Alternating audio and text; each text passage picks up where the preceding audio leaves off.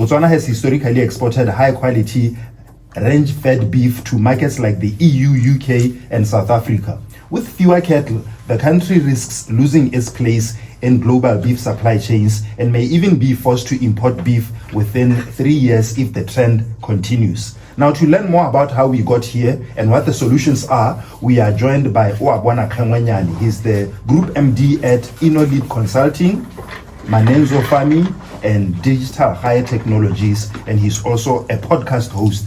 So, Remuira uncomfortable Ramu host. He's on the other side.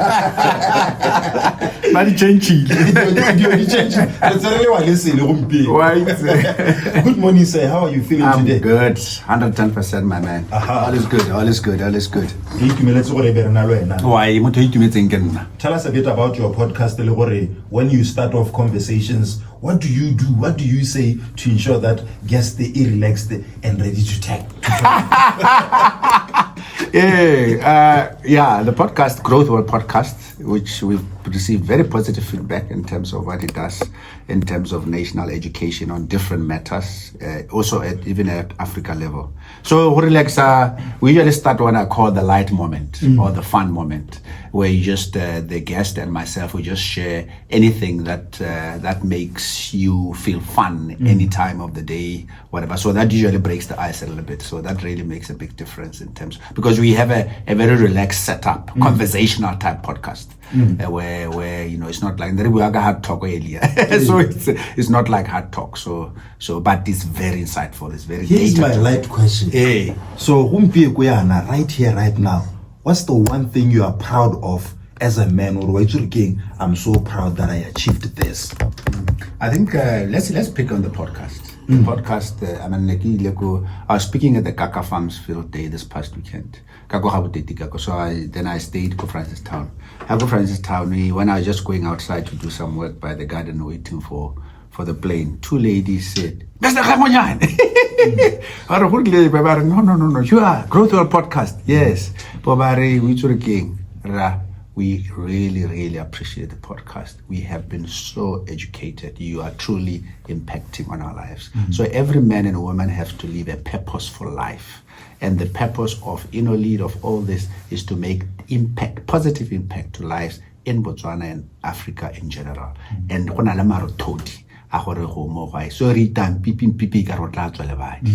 what's about Bill? Brilliant. I want to ask a very interesting questions, because I've had this question sometimes come from even the people that we work with.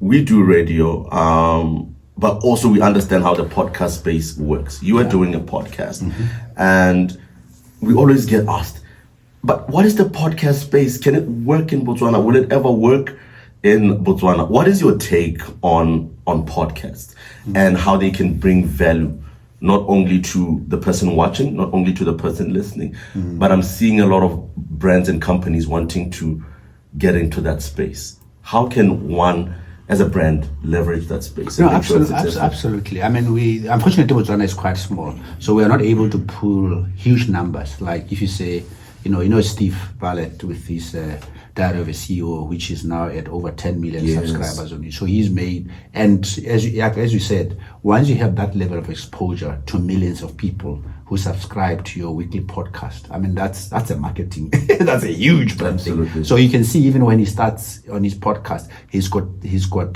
products that he's positioning where he gets paid by these companies to actually position the products. I mean, some of them are health products that he sells and all. So yes, once you get the numbers and that level of exposure, there is interest from business where they can use that as a channel to position their brands. And yes, like I said, Botswana is still a bit young, and we are not even able to monetize Rona Botswana for reasons that I don't understand, where we can't even monetize once you get certain number of subscribers or followers on the internet. But obviously in South Africa and other markets, you can do that. A series of unfortunate events. We'll talk about that. We have a leadership problem. I always say that there is this leadership concept wherein a country or an organization cannot perform beyond the consciousness of its leaders. Wow. I hope in other words, we are just as good as your leaders. Guys, there are countries in the world that have really made it. Singapore, I think we are seeing signs of growth. Go Kagame, go Rwanda. You look at a country like Estonia. Estonia, just 1992, the vision of its leader, a chap who was 32 years older, Mapla, Abare, internet is going to be a human right within Estonia, and the rest is history. By 2020, all schools were connected to internet because he said that would be a human right. It was a leadership position. You can talk more about what happened to Singapore, which overtook its own colonizer in terms of going to be high income economy. In 25 years, it became a developed country. So these things are possible, but it depends on the scaling. Africa is suffering from unscaled leadership. And there are concepts, and this is why now I'm getting into the space of leadership, because I'm trying to dissect the Botswana problem. This issue of beef, this issue of diamonds, these things, guys, they are manageable. Many years ago, I tried to introduce the concept of scenario planning. It's futuristic, where you future-proof your country. I didn't receive the reception that was required, but I knew that the jelly is going to hit the fan one day when our diamonds are not going to be bought. They are going to finish. Hey, we're going to be talking about beef.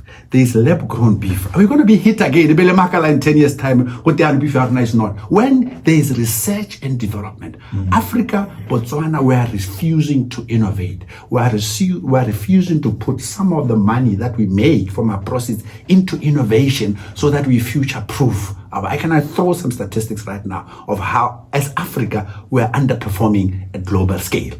China's got 1.4 billion people. India's got 1.4 billion people. Africa has got 1.3 billion. We're about the same. Yet, our 55 countries are behaving like districts. We are not using our collective, human resources. And resources like, we are the highest producers of critical minerals. These are for transition into the climate issues. But yet, we are not now, because, and so I'm just saying that unless we upgrade our leadership to recognize critical KPIs or focus that can really transform our countries, BMC, diamonds, all those things, what we're seeing right now, those things could have been mitigated. There are concepts, like I said, futuristic planning, which is a concept that could have been adopted many years ago. We have, right now, the biggest company in Botswana, let's give an example, like Botswana, multi-billion-dollar company. Do you think it's got a research and development unit?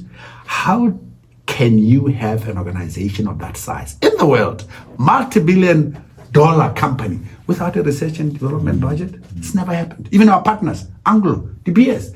Anglo has got Anglo Research Labs. They find out what's the future of Anglo. DBS has got DBS Technical. You do a depth tech. They, in that little pot, they put money in it and they look at their future. And Runama Botswana, BMC, has it got an R&D? One of the biggest industries in Botswana, banking. Do you think they're doing R&D to see if the jelly hits the fan? These banks, they're going to leave Botswana with nothing left. One shot. Same thing. Rather, I can pick industry. Unless Botswana puts about 0.45% into its innovation ecosystem. For you to really make a difference, you've got to start from 1%. Countries that have accelerated development like South Korea, they put 4.5%. That's why Singapore used to be like Ghana in 1963. Today, I like that you broke the mold. Now, before we take a break, how best can we go about this leadership crisis that we keep talking about more Africa? Because in terms of qualifications, Africa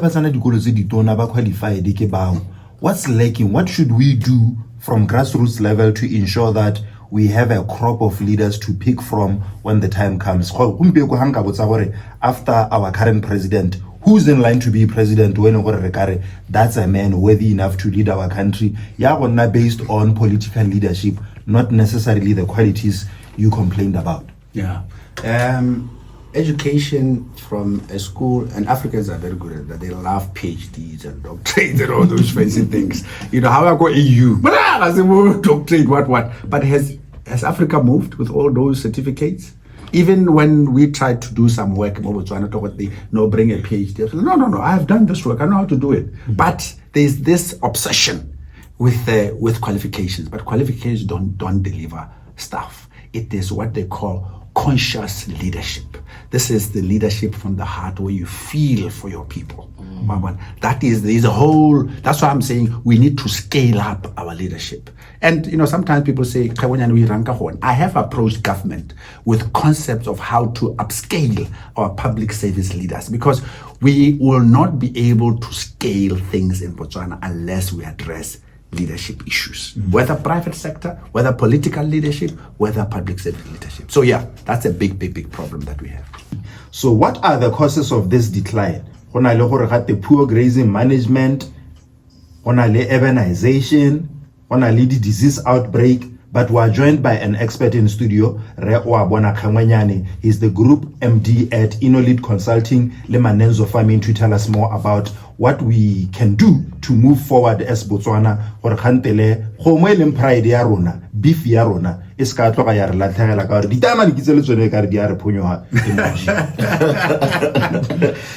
Now, I think the president, I don't know when, you can remind me of the time frame.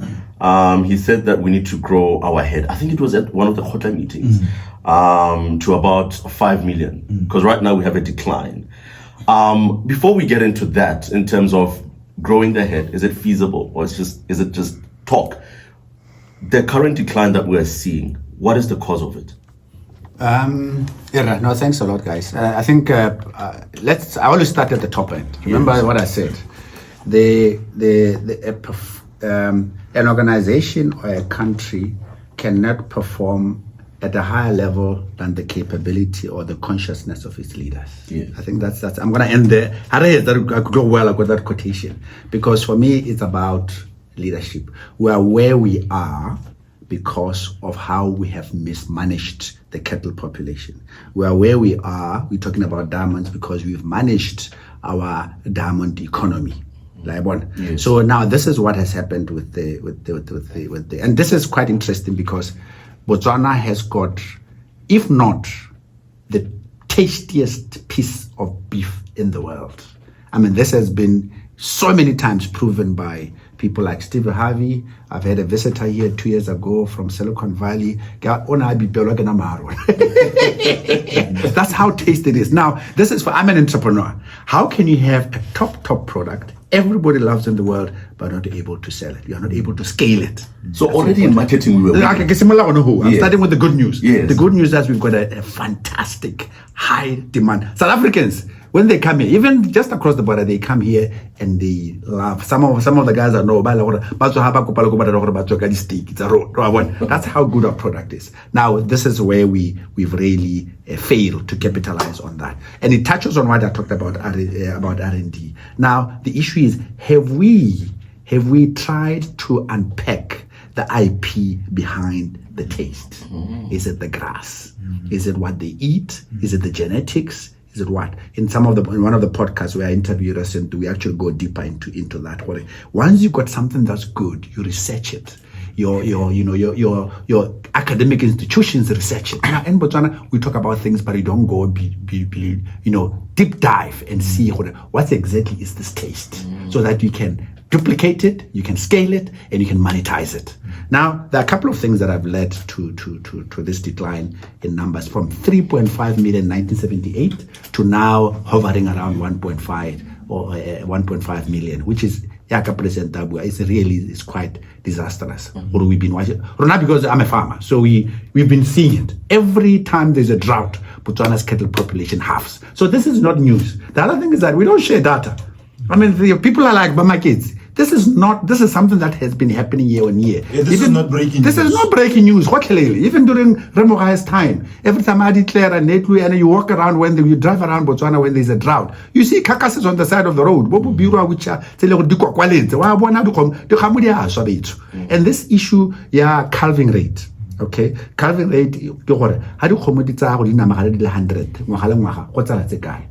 and this has been published in Botswana from the 90s, where it is below 40%. So they are just disseminating environment, because the drinking water, which is scarce, Dijabojang and degrading. 40% of Botswana's grazing lands has degraded. This is from a study by I think it was UNDP, one of the development agencies. So we've actually destroyed our land. That's why I get it. Part of it is because of our communal system. The communal system is one of the most archaic. I mean, are just loitering everywhere. And you expect to be productive. You expect them to body well. When they're all over, now the land has degraded. Climate change is here, so we're not getting enough rain. Botswana's rain has been dropping by 1 millimeter every year. This is a study by University of Botswana. So you can see all the things, calving rate, it's poor. Families that have been farming are also dropping because of the harshness of our farming. Poor infrastructure, where I farm also at the Sandveld area. Sandveld, no motlakasi, no telecoms. The roads are horrible. I mean, you spend most of your money now goes into just your vehicles going there. I even tried to build a house. You can't build a house because it's so expensive. It's almost double because of the roads. And then, nothing happens. I mean, people buy Sandveld, which is the biggest cluster of commercial farmers in Botswana. About 1 million cattle, Botswana. A few years ago, they're actually located in the Sandveld Kaka area. That's almost, at the time, it was about 60% of Botswana cattle population in that area. But there's no infrastructure. So how do you expect to be productive? So the communal system has been a big problem. And for us to be able to evolve and revolutionize farming, we've got to take it apart and make sure that the bulk of our farming goes commercial. Now you've got huge commercial farmers. I think we've heard about people like Boruji Lemke, who's got 6,000 breeding stock and tens of thousands of hectares. Even in Molopo, where we also farm, we've got farmers there that've got 4,000 heads of cattle and all that. So what we need to do is we need to scale that. We need to look at all these communal farms, millions and millions of hectares, and demarcate it and decide that we are going to give to solid farmers who are going to be looking at about 2,000, 6,000 cattle. But the important thing is that, first of all, there is no meat without grass. Remember this thing, a cattle is just a machine to convert grass into beef. Yes. So without the grass, we are 40% is gray. So we need to, what we are recommending as part of this, accelerating our cattle head. I think more for me is possible to 10 million, but a lot of things have to happen that are different. One of them is to do a national range land audit. We call it the NRA, where we actually map the whole country and see this degradation, and then see which areas are good for what they call livestock unit stocking rates, to see how many cattle can you keep sustainably and climate resilient in a specific area. Because Botswana is different. Box pits, it's different to the Kasane area, to the Chobe area, to the Sandveld area, to the Thule area, where you go to the Khanzi area. They're all different in terms of the rangeland. So we got to map and categorize those. We can use bots, that satellite issue, and then we can say, and then we grade them. We say there are A-grade areas which are top notch, where you can put more stocking rate, and then we demarcate it for commercial farms. Serious guys that you can see, and they are there. I mean, I interviewed last week, I don't know if you saw it, where on the podcast we interviewed Remora Kaladi, one of the top farmers in Botswana. I mean, an example of someone that these people that can be selected, whatever process, and you give them serious, 20, 30,000 hectares. And you say, and then, as I've said before, we apply science and technology. Guys, technology helps to 10x whatever industry you are in. The use of AI, the use of robotics, the use of drones, the use of blockchain, all those technologies have been democratized and they're getting cheaper and cheaper. So you cannot farm without using those technologies. Now, Hakere communal is because a lot of this farming, the practices there have been extremely archaic. In other words, we are not applying technology which is available. I mean, we talk AI, we talk using embryo transplant as part of the new technologies, but those have been around for quite. Botswana has been doing AI, but it's never been scaled. Training, this. That's one thing. And then I don't know if I can continue, but the other thing that's really, really sad, guys, is that I don't know if you let King and find by Disabarona. Yes. Anything, any industry that you work in, if you don't have world-class employees or trained people, you are bound to have a problem. These are people that are not looked after, they are uneducated, they are not trained as stockmen. So what I'm recommending for this part of this 10 million target, now 5 million is in 5 years, by the way, but I think we have to look at the long term. You have to look at this. So I get 5 million by 2030 is possible. It's going to be tricky, but you got to delay. First of all, the grass, the grade, we got to do that NRA as soon as possible so that we know the capability. It's easy to throw numbers, but if you don't know the carrying capacity of the land, then obviously it's a useless exercise. And then I say 10 million by 2014, 15 years time, and we can get to 7.5 million by 2035. But if you do these things that I'm talking about, but one of the biggest thing is the upskilling and training of our farmers. Munawi, you still have people who are educated.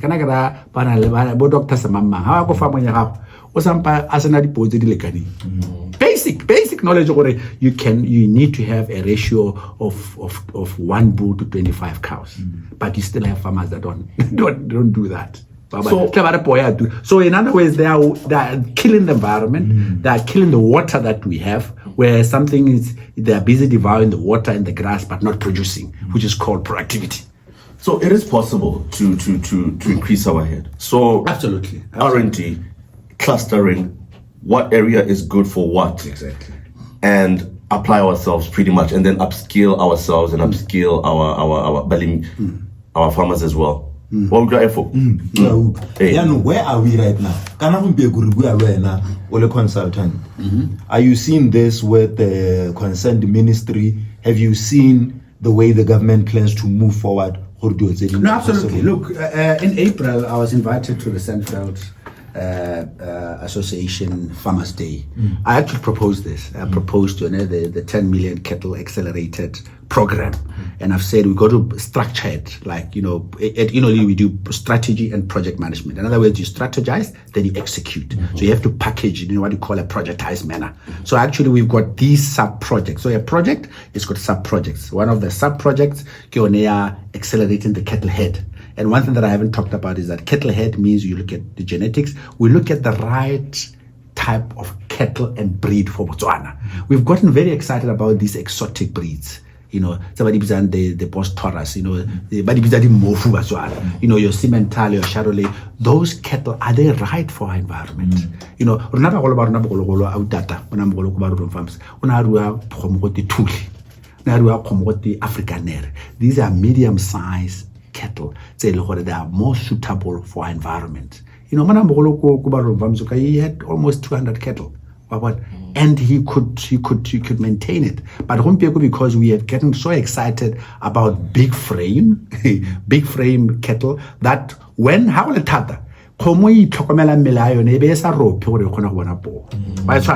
when it's a smaller frame, it can be able to do both. You find smaller cattle are actually a lot more productive than the bigger cattle, especially with our climate. So cattle head, rangeland, skills, R&D.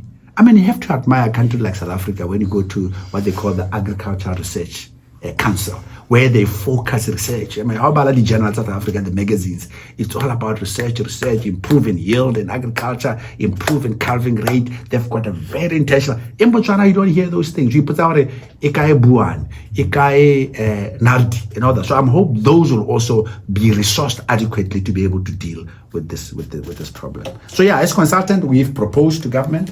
We have engaged with the ministry whether to go forward. Those are the decision makers. They have to decide whether we're going to go ahead. But it looks like the tone of the president, because I was with the president, he was at the Kaka at this past weekend, where I think you guys saw where he kept hammering. He was really hammering about this thing at Ukhomo. So I'm hoping that as from Innolead, we are proposing that it be one of the mega projects. A mega project means we have to fund it, we've got to drive it like hell to be able to do that, because Botswana are, from a culture, we are. Guys, Canada is 1 million cattle. You know how many cattle are there in Africa? 381 million cattle in Africa. So we are a pickaninny in the works of things. Guys, we are nothing. South Africa has got over 20 million cattle. Ethiopia has got 68 million cattle. But Tanzania got a lot more cattle. So we are mismanaging something that's actually very tiny. So we don't have a choice if we really want to continue being the cattle industry by scaling. And scaling, there are must-dos. And some of the must-dos, because we don't have enough time, is some of the ones that I've talked about this morning. And I believe also with, I don't know if I can call it an MOU or the deal we signed with DRC to export to that. I think if you sign a deal like that, there has to be actionable items to increase our head. It just can't be done. Look, I have a problem with this thing. Hey, guys, we got to look at our beef sector holistically. I don't know what it means because we don't have enough cattle. So I don't know what happens to the market where BMC has never reached its capacity. It's the whole value chain thing, from the grass to the producers to BMC to the market. If you talk about the markets, DRC, actually, I don't have our beef hasn't got a problem with markets. I mean, anybody will buy China, but we don't have enough. We don't have enough. So this excitement about DRC open market is it's good for business to diversify. But my problem is that's not addressing the 10 million. That's not addressing scaling up. That's not addressing the every time on a drought in Botswana where we have our population. It's not addressing that. So I think that's more important than that. Exactly.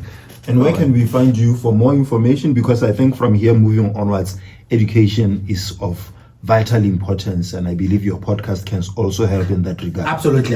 We've actually got a community of the podcast enthusiasts. So if you go onto our sites on Facebook and also on YouTube, you can actually find where you can volunteer or suggest that you want to be included in the community. This is where we continuously share these things beyond the weekly podcasts. I share books there. Some of you might know that now I've published a book. It's called Innolead, where some of these stories they're all captured in that in terms of how Africa should do. Yeah, it's the best. Oh, you know that already. Yes. Thank you so much. We're quite shocked. Amazon, the panelists really like the book, and it's been declared a bestseller, which is very humbling, and I have so much gratitude because this is the story of a Botswana, of an African entrepreneur telling the African story. And as you saw, we published in the States deliberately to make the book available to the world at large, so that we Africans, we tell people out there don't want us to look like them. They want us to tell our own genuine stories, and they're hungry for African unique stories.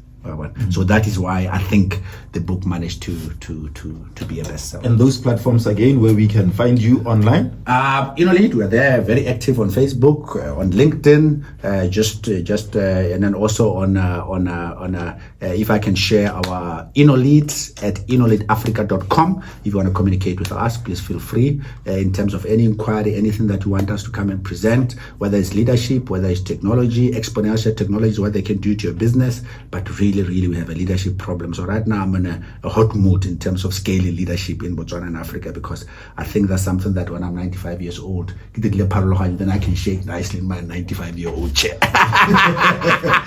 And then obviously strategy and projects, that's really what we do as a core and so forth. Thanks guys. Mr. Oabona Kgengwenyane, awesome. Thank you so much. Thank you for hosting Foster Juliano for the reps. Message you are related to Kgengwenyane, the coach. No, absolutely, yes. The Kgengwenyanes are only one, but go Manenzo, go Barulong Farms, Lepe. So we are all concentrated in one area, one clan. We are one people. The only so definitely is one of my cousins here. Next time I shoot a podcast, go farm. Exactly, that would be nice. Yes. What the cattle? Yes, Oabona Farms. That would be fantastic. Thank you so much, my king, and have a lovely day. Have a good day, guys. Thank you so much, and thanks to your audience.